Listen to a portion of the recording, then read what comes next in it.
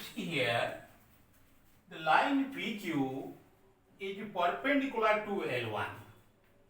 If line PQ is perpendicular to L1, then using the condition of perpendicularity, you know A1 A2 plus B1 B2 plus C1 C2 must be 0.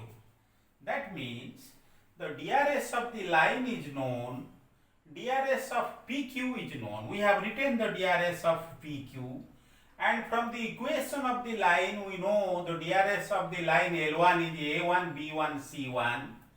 So as they are perpendicular to each other, using the condition of perpendicularity, we have A1, which is line DRS of the line L1, A1 into A2 means A2R2 plus X2 minus A1R1 minus X1. That is A1 and A2. That is the condition of perpendicularity we are applying here. Plus B1 into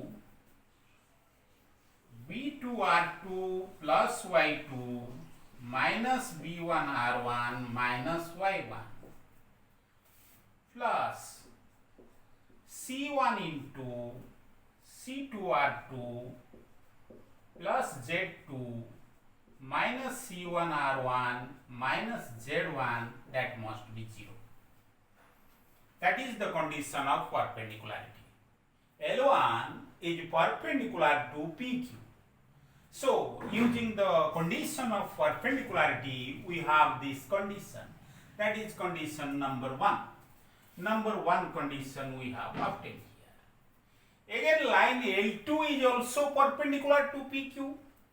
Line L2 is perpendicular to PQ also.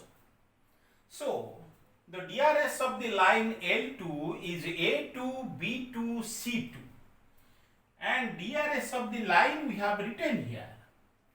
So again, using the condition of perpendicularity, we can find another condition, that is condition 2, that is A2 into, again, A2R2 plus X2 minus A1R1 minus X1 plus B2 into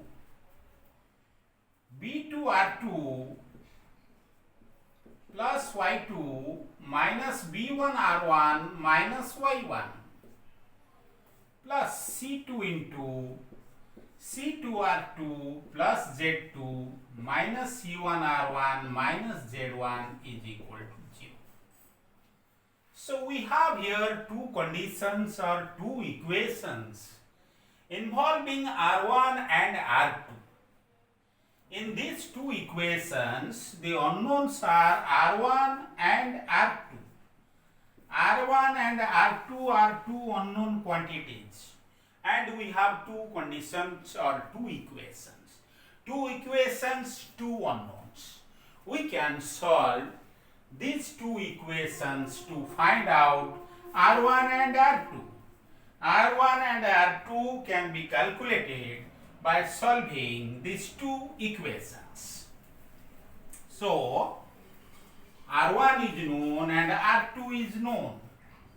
Now, putting the values of R1 and R2 in the coordinates of P and Q, we can find out the coordinates of P and then Q. The coordinates of P and Q are calculated using R1 and R2. In the coordinate of P, we have the term R1. In the coordinates of Q, we have the term R2. So, putting the values of R1 and R2, we can find out the coordinates of P and Q. Then, using distance formula, we can find out the distance PQ. So, the distance PQ can be calculated by using the coordinates of P and Q. So, PQ distance is calculated.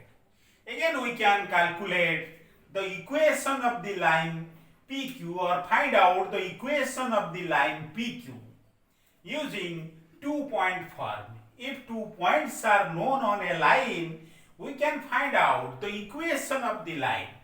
So we are able to find out the distance PQ, and again we are able to find out the equation of the line PQ.